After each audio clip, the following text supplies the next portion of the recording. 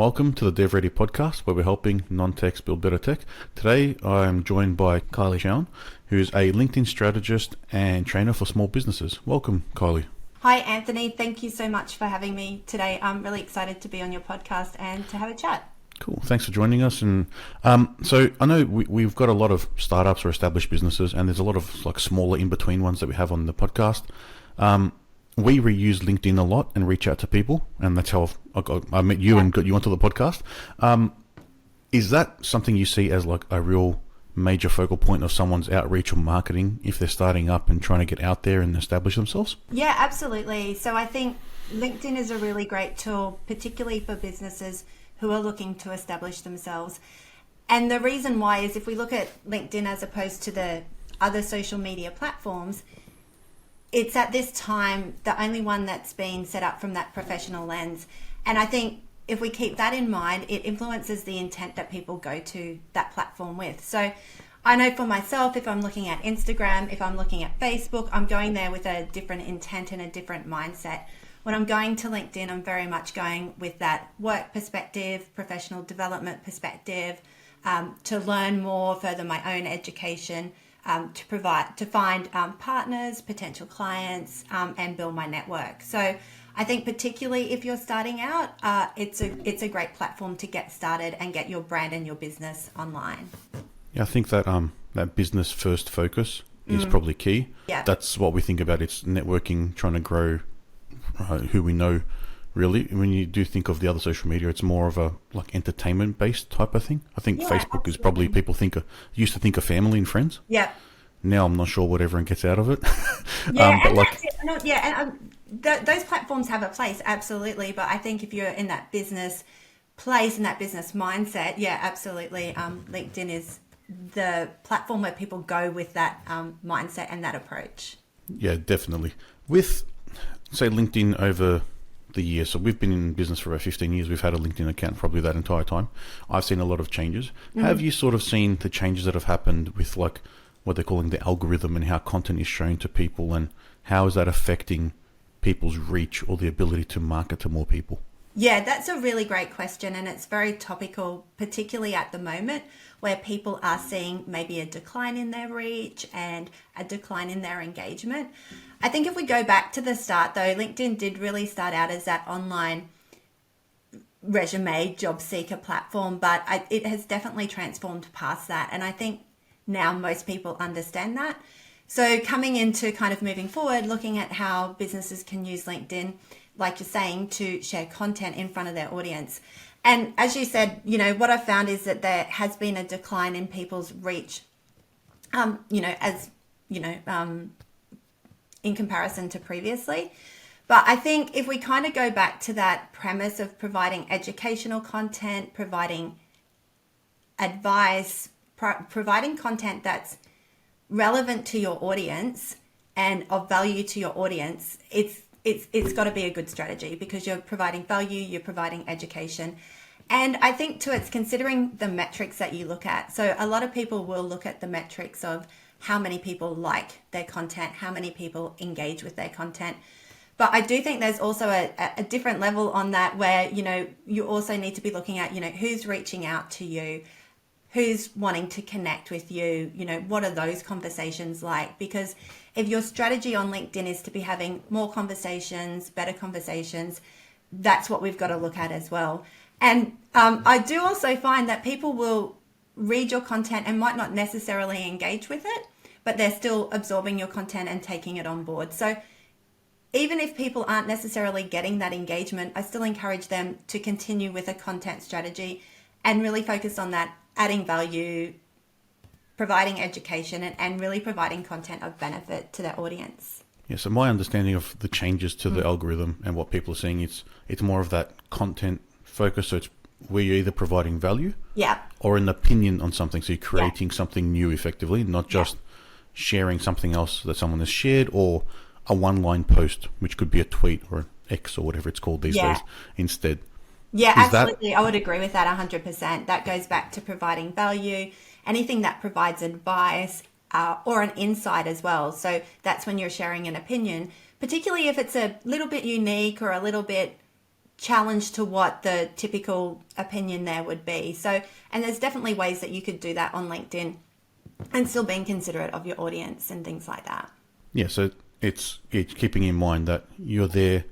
If you're talking, you want to help people, Yeah, really, 100%. or provide some insight, not just share things for the sake of sharing. Yeah. And provide things. So I think we've probably got a mixture of both. Yeah. Some things are valuable, and some things are just sharing, just to keep a presence going. Yeah. With sort of those metrics that you said, so a lot of people are either going to be looking at how many likes or shares or views there have been. Mm-hmm. Do you have any insight into like the numbers of the engagement versus how many people are just looking and not engaging? Yeah, so that's people are aware. Yeah, so that's a really great question. So I don't have statistics on people who are viewing versus engagement, but I do know that the percentage is very low of people who are actually creating content on LinkedIn. So I think it's like less than 3% of people on LinkedIn are actually creating content. And when I say creating content consistently. So I do think one of the benefits of LinkedIn as well is that opportunity for organic visibility. So to get your content seen in front of your audience without necessarily having to do an ad spend. So at this point in time, you know, you can get a lot of visibility on your content without having to necessarily do a paid ads campaign. I didn't realize the number was so small. Yeah, it's very small. Yeah. And it's content consistently. So they're not taking into account people who are posting maybe, you know, you need to be posting like once a week to define that consistency space. Wow, okay. So that's a really small pool of people. Yeah. So you may just see the same people's content over and over because there isn't others that are resonating with your profile, I guess. Yeah, and I guess you can influence, that's a great point, because you can influence the content that you see, you know, and that's something that comes up for me is people will say, I jump on LinkedIn and I see things that I'm not particularly interested in. So, you know, they can do things like follow particular hashtags, they can unfollow people. There's things that you can do to influence the feed so that when you're going there, you are seeing things that are of particular interest to you. Okay. So if we think of a startup, so generally the way we see it, there's two startups. There's someone that's come from industry with an experience of a problem and they're trying to solve a problem in the same industry. And then we've got other people who are, I've got an idea and I'm trying to develop that idea in life, and they may not have experience in the industry, but they're passionate about that idea and want to move forward. Both of those people don't necessarily have like the network that is required that a startup would need to be able to reach the right people. Do you have, I'm not sure how you work with these people in business, is there strategies that either of those sort of personas can take forward to grow the right network and get in front of the right people on LinkedIn? Yeah, absolutely. So that's a really great question, and it's something that I've seen as well, particularly where people come out of an industry as an expert in that particular industry. And what we typically find there is that they might have a network, but it's not relevant to where they want to go moving forward. And sometimes what they'll do in that situation, they'll update their profile, they'll do a lot of content, and they'll find that they're not necessarily getting the engagement that they would expect. And it goes back to that their network isn't targeted or it doesn't align with where they want to go moving forward. So then we need to look at how do they build out that network and what does that look like. And I think one of the benefits of LinkedIn as well is that you can do searches. So you can search by people by job title, by company name. You can do Boolean searches with and or not terms. So you can really refine your search. So particularly if you're a startup, I think there does need to be a proactive approach to this. So identifying those people that you do want to connect with, whether they be, you know, stakeholders in the industry, potential clients, people who are doing what you want to be doing can be great connections as well. And then reaching out to them and connecting with them, but doing it in a way that's very specific to that person. So I think what happens sometimes with messages is people will send the default message or they won't personalize it and then they don't get a response. So it's really looking at that person and crafting a really great message so that when you do reach out to them, they do connect with you. And then what you'll find is, you know, they'll start to bring these people into their network. They're putting out great content. These people are engaging with it. And there does become a time when it'll kind of flip a bit and they'll have people reaching out to them. But definitely at the start, you would need to have a proactive strategy for both of those categories. just to bring those people in and start to cultivate that network. And also looking at opportunities to connect with people just through your day-to-day interaction. So, if they do go to a networking event or some form of an event, making sure that you're connecting with those people to keep in contact moving forward. Yes, it's really just like nurturing the network, whether it's in person or virtually. Yeah. And using the crossover as well. So again, it's, you might meet them on LinkedIn and then meet them in person or the other way around. And it's just cultivating a network as we would do in face-to-face interactions, but using an online platform to do that. Yep, that makes sense. It's the relationships that help us move forward, really, and the network that we have. And then, so if you are coming from a career perspective and then moving into a startup or a new business, the network you're going to have is going to be very different. Mm-hmm. And it's not necessarily that you should forget the old network. It's you have to probably approach them or converse with them in a different way as opposed to what you did before, because now you're approaching a different problem or you're working in a different space that you may need those people still. Yeah, absolutely. And I definitely wouldn't suggest that people just dump the network that they've already got, because you don't know who they're connected to. You've obviously got a relationship there, but exactly like what you said, how you converse with them and the conversations you have with them would be different to new clients or a new community. And again, I think though it's central to education is that using LinkedIn so people have a really clear understanding of what you do. I found sometimes when I look at profiles, particularly around that startup space, sometimes it's a bit tricky because it's not super clear on what they do. So I think it's really important that people can communicate that value proposition really quickly and clearly on LinkedIn, particularly if they're changing because they've been known as a particular thing and now they want to be known as something else. Yep. So having that cultivated profile page is very important to explain the right message. Yeah. With just reaching out to people on LinkedIn, is it worth trying to connect to them, or is it worth more starting to leave comments and interacting on their posts if they're creating any to start building that awareness of who you are, then trying to connect? I've tried different approaches and I've gotten mixed results. Yeah, absolutely. I think, and that's a good point, because I think first of all, people need to find the strategy that works for them. I think if we look at an individual profile, there's two things we can do. So we can follow that person, particularly if they're in what's called creator mode. So you can follow them, or you can reach out and connect with them. And the reason I want to highlight that is that if I follow someone, it's a one-way relationship. So if I'm following you on LinkedIn, I'll see your content, but you might not necessarily, you won't see my content unless you're following me back. So my preference is typically connections, because we want to have that two-way relationship. So I can see their content, they can see my content, and we can have conversations in that messenger format.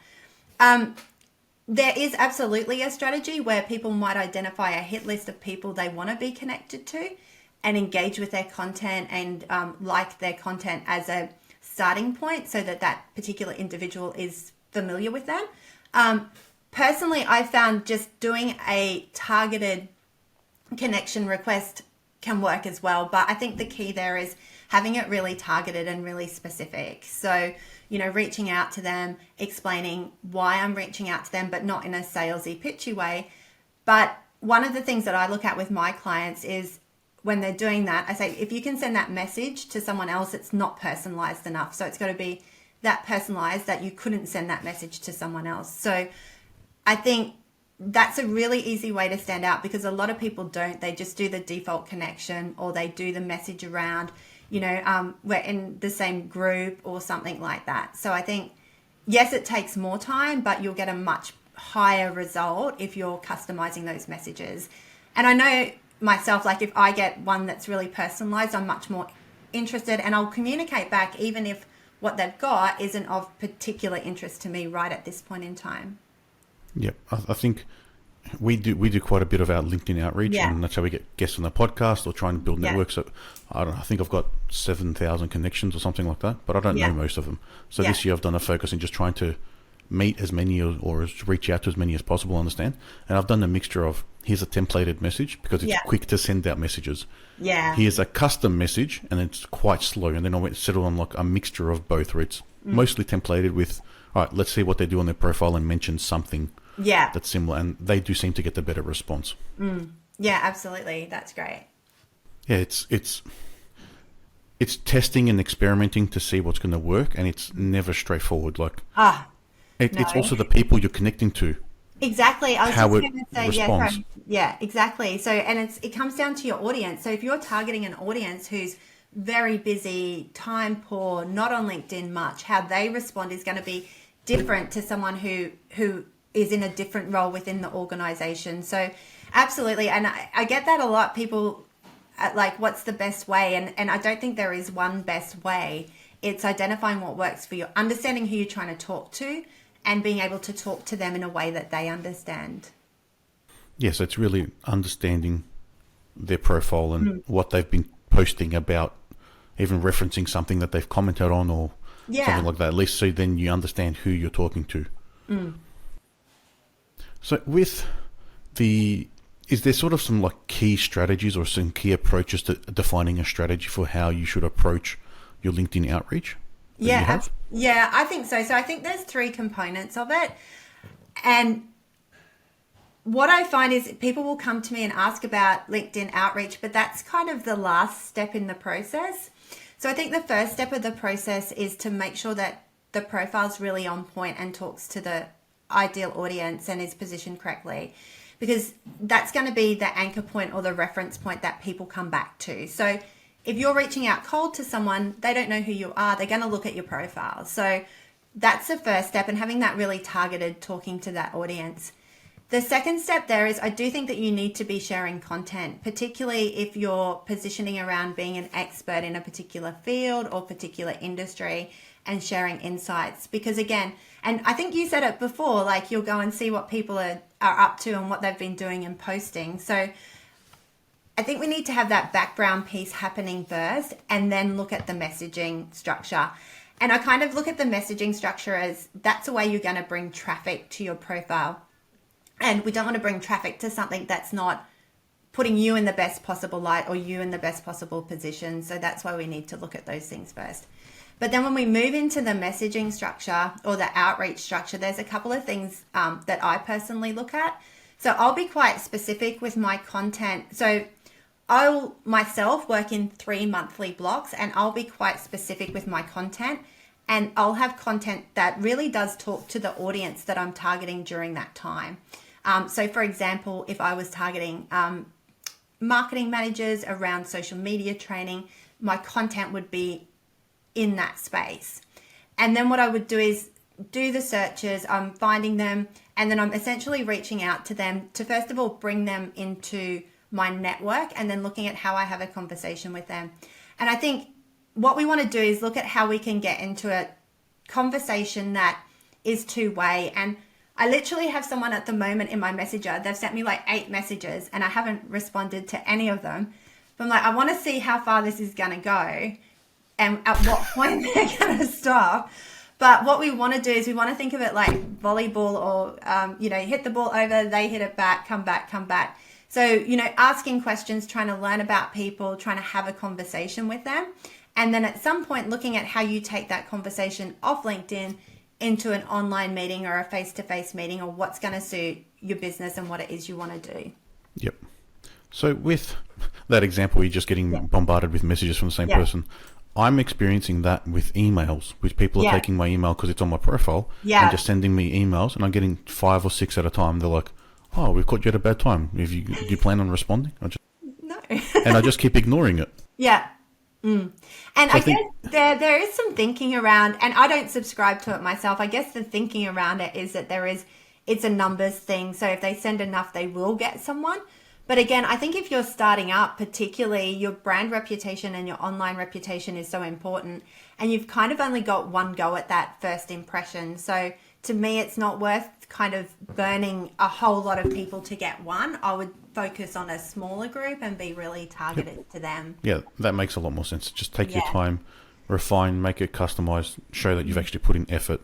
Yeah. Not just a templated generic message. And Some leverage advice I should probably take on board. Leverage your second degree connections as well. So that's something that people might not necessarily do. They'll find someone who'll be a great connection. Look at your connections in common, And there might be someone there, and if you know them well, you know, you could reach out to them and say, hey, I see you're connected to Mary. You know, do you know her well? Do you mind doing an introduction? So really looking at then using the network or the networking component to your advantage. Yeah, that's a good point. I think I've forgotten that one most of the time as well. So just something you touched on before, you mentioned that you drive people to your profile. Mm-hmm. I've forgotten that actually happens on LinkedIn. Yeah. I'm assuming a lot of people probably do as well. Yeah. So that's probably a key metric, is to look at how many profile views you're having as opposed to how many content views you're getting. Yeah, absolutely. Yeah. And I think if you think of LinkedIn a bit like your personal website, and your reach out being, just say you had a website and you're doing an ad spend, so you're paying for ads for people to come to your website. I think of LinkedIn as kind of the same, but we're using outreach to bring people to your LinkedIn profile. So, and I know I do it anytime someone reaches out to me, I go and have a look at their profile. So it's bringing traffic in. And I would look at that stage of awareness, you know, your views, who's viewing your profile, and then your incoming connection requests. If I'm looking at it from a sales perspective, we've got our awareness metrics, which can be views and connection requests. At that consideration stage, you know, then we're looking at engagement. So, you know, is our audience engaging? What does that look like? And then at our decision metric, we're looking at things like positive responses to reach out campaigns and people coming to us and inquiring or you know, requesting information about services and things like that. Okay, so there has to be a big focus on the quality of the content to drive people to the profile, and then the quality of the profile to keep them interested in who you are, to try and make either them to reach out as a connection or just to stay following us with you, I guess. Yeah, and I find that the majority of people actually undersell themselves. I very rarely come across someone who's overselling themselves. So I'll talk to people, they'll have, you know, particularly in that startup space, they'll have great experience, they'll have a great idea, they've got a great approach, and they've got this great presence. But then when we do look at them online, there is a real disconnect there. So and the challenge around that is that people will meet you online before they meet you in person. And you don't know who's coming to your profile and bouncing off because they're there and they've left. So it's understanding that people are going to learn about you online. And if you look at how the indexing works, when people do search your name, it's likely that your LinkedIn profile is going to come up high in those search results. And again, particularly for startups where maybe they're still in the stages of web development and don't necessarily have their other digital assets in place, LinkedIn could form a key part of that. So having them positioned in a way that accurately represents themselves and doesn't undersell them, I think is particularly important. Okay. I never thought of being undersold on my profile, but I guess it can happen. You don't realize. I don't know if I'm overselling or underselling now. I'll have to revisit that after the episode. I find the majority of people are underselling themselves. Yeah, and particularly with newer businesses, because maybe they're still learning themselves what they want their message to be and what they want their brand message to be to market and things like that. It's never easy to find the right words to put on there. Yeah. That explain what you do in a concise way without talking to people. Is how I'll exactly. say it. Without being able to fill in the extra words that you can't use. Yeah, absolutely. And I think that's the thing that people actually struggle with the most on LinkedIn is writing their profiles, because it's very challenging to write about yourself. And again, it's looking at, okay, you know, do you have a PR who can review your profile and give you feedback? And I would say to people, if that's the challenge that they're having, is just start writing something in a Word document, because if you don't start, it's never going to get finished. But if you start it, then at least you've got something. Yeah, and get peers to review it, get feedback, you know, and really work it so that you're comfortable with it. And would you adjust your profile's content or messaging or keywords based on sort of that, like in you mentioned that you've got like a 3-month strategy block? Would the profile go along with the content in those blocks? Yeah, so then they match? Good question. I don't personally, because my profile's got quite a broad positioning, and the reason I've done that is so that I don't necessarily have to be editing it every time. But in saying that, I do suggest that people look at their profile at least every 12 months and just make sure that, it is still on point and it's still referencing where they want to be. Because I think with any form of marketing, that top-down approach is really important. So what are your business goals and strategy? And then how does that translate into a marketing strategy? And then what does that look like on LinkedIn? You're particularly in that startup space, the goals that you had 12 months ago might be totally different to the goals that you have now, the product, the service, the audience. So it may actually need an update just to evolve as your business has evolved, and really be, that little one step ahead of you. Yeah, and as a startup, you could potentially pivot every couple of days depending on what conversations are coming back from stakeholders or investors or whatever it may be. So it may need to be looked at more often. Yeah, okay. Absolutely. Yeah. Forgot what I was going to ask then.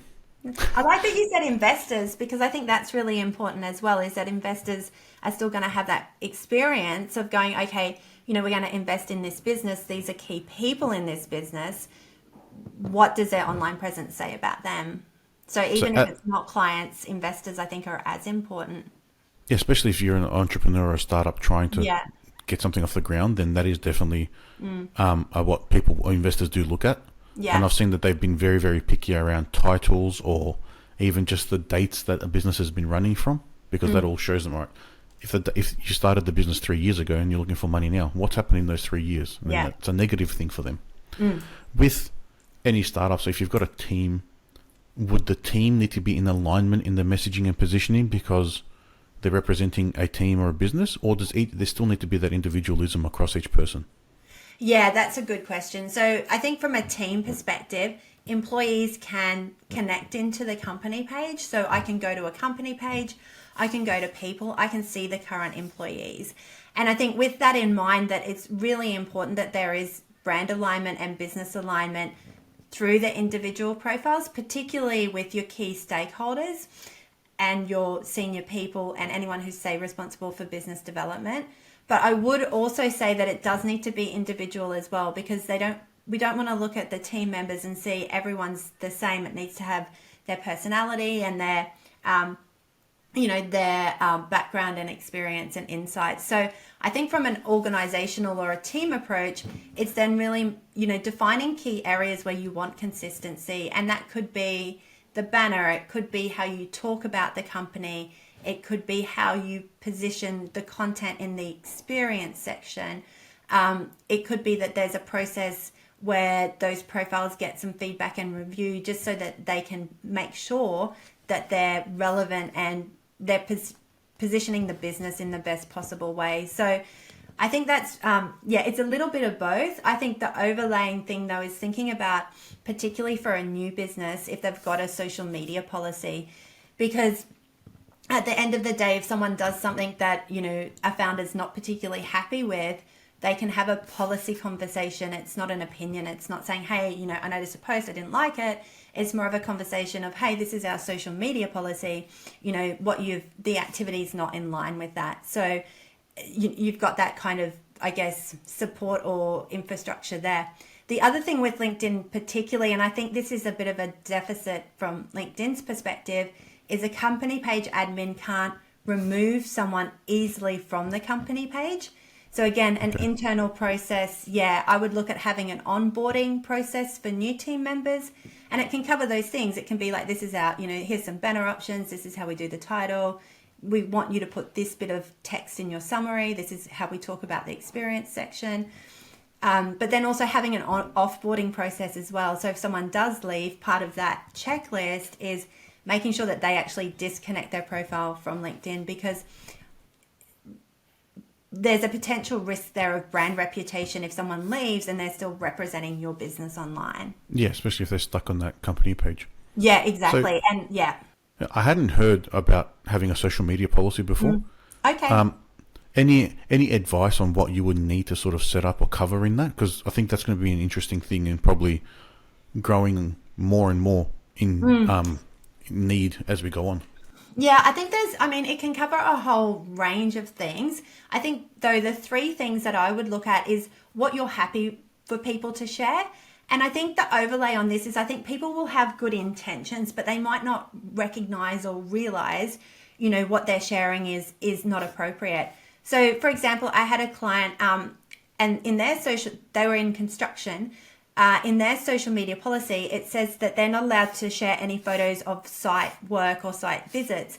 And that's because their client or their contractors on site don't want them doing that. Now, someone could have good intentions and say, hey, we're working on this amazing job. They're not meaning to do any damage or get that company in trouble, but they may have done that. So I think it's including what you can share and what's appropriate. I think including what you can't share or what's not appropriate. So it might be, clients' stories without permission, or you would have your own examples there. But then also the third item would be what's going to happen or what's the impact of you doing that. So then it's really clear, if you do this, then this is the outcome. And it might be, depending on the severity of what you've done, it may actually impact your employment with the organisation moving forward. I think that's an important thing and something we probably need to look at setting up now as well. Yeah, absolutely. If nothing else, it makes for a policy discussion. You're not having a discussion with a teammate or a team member and saying, hey, you posted this and we don't like it. It's you posted this and it doesn't align with our policy. So it takes that opinion piece out of it and makes it a policy discussion. Yeah, it's a much easier discussion to have then, because there's rules, you've preempted them, they're aware of what they should and shouldn't be doing, rather than just an opinion. Yeah, absolutely. Yeah. I'll probably just give you one more question and pick your brain on LinkedIn, which is absolutely. How people should approach a personal page versus a company page. I don't see much value in the company pages. I don't see the company content as much in the feed, I think, whether that's because people don't post them or it's weighted less, I'm not sure. But is there more weight put towards one or the other as part of your strategy? Yeah, that's a good question. Yeah. I'll ask that first. Okay, so I think if we kind of look at the differences, so personal profile has connections. It's that two-way interaction and relationship we've talked about. Whereas a company page, you follow a company page, so it's a one-way interaction. So the company can't necessarily engage back. Subsequently, I think there is a place for company pages, but typically they're for particular types of companies where they have got maybe dedicated resources who can create very specific content for the company page. So company pages are more around brand awareness, credibility. Personal profiles, on the other hand, are about the individuals. And I guess that's, people like to connect and interact with people. So I do find that typically people will get higher engagement and interaction on their personal profile posts. I don't know if that's because there's less content, or it's more like, there's Anthony, I've seen Anthony's content and I want to engage with it because you're you, not because of your business. I would, though, say there is a place for company pages in some sense, but again, you need to have a dedicated resource and a dedicated purpose for that. The other thing I would say is claim your company page URL, because there's only one of them for everybody. So you want to make sure that you get your company page URL as opposed to someone else getting it. So even if you don't use it, you've got it. Like I had a client who they launched a new product and they wanted to do a company page for it, but unfortunately one of their competitors has already got the URL, and I'm like, well, yeah, you can't get it. They've got it. So even if you're not intending to use it, I would still secure it as part of that kind of digital asset that you might want to use later. Okay. So as an owner of a business, I find it hard to probably differentiate what the company does and what I do on my own profile. To me, they're the same thing. Yeah. So we have a company page, but we don't use it as much. A lot of it comes from the personal, because people do make those personal requests or connections more. That's how we've interpreted it. But I think you already answered my second question. Was going to be the content strategy would differ, because on the company page, as you mentioned, it's going to be more brand strategy and brand awareness rather than opinion pieces potentially, or thoughts and ideas. Absolutely. Yeah, that's what I typically would see, is that a company page is more brand awareness, so it might be more of that traditional marketing communications, and some of that can come through your company page. But I think if we go back to what we said at the start, LinkedIn at the moment is really valuing that advice content, that unique insight content, and that has to come from an individual. So I think that's kind of the key in having that personal profile work for you. I guess though we want to balance it out as well, because if the long-term strategy is to sell the business, you don't want to build a marketing strategy around an individual, because it makes that transaction or that transition a little bit harder. So it might also depend on the stage of someone's business and what their long-term strategy and goals are around it, and what digital assets they want to build out to support that. Yeah, that's a very good point that I hadn't considered at all. Yeah, it's whether are you building the brand, or are you building the brand with yourself part of it? Yeah. And to be honest, building it as an individual is typically quicker and easier, because it goes back to people like to engage with people. And it might be that might work for a period of time, but at some point you might go, cool, we want to build out this company page. So then if we do go to sell, we can say we've got these digital assets that are independent of us as founders and owners. Yes, I set up that transition plan and identify what that point is to be able to do it. Okay. One last thing I've got, which I'll before we wrap up, is different content types. So there's posts, there's the carousels, there's videos, there's stories.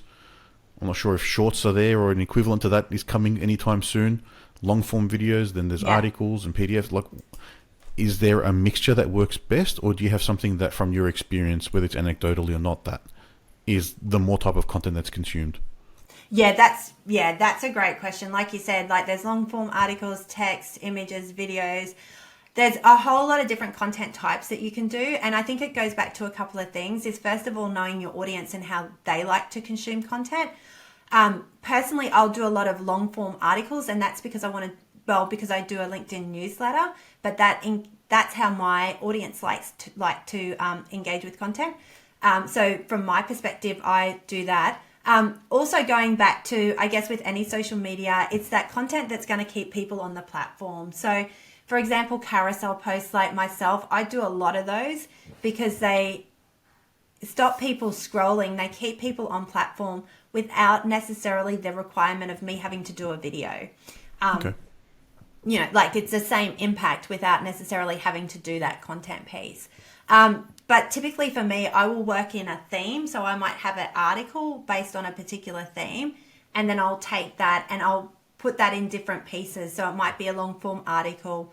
Then I might take the 5 points and create a carousel about it. Then I might take one of the pictures out of the carousel and share that and, you know, write about that. So I'm more looking at the theme and how I can use the different content types to get it in front of my audience. But I think keeping in mind who you're talking to and how they like to consume content, and also looking at your data. So you can see, you know, if you look at your content, you can see what's doing well and things like that, and then taking that on board moving forward.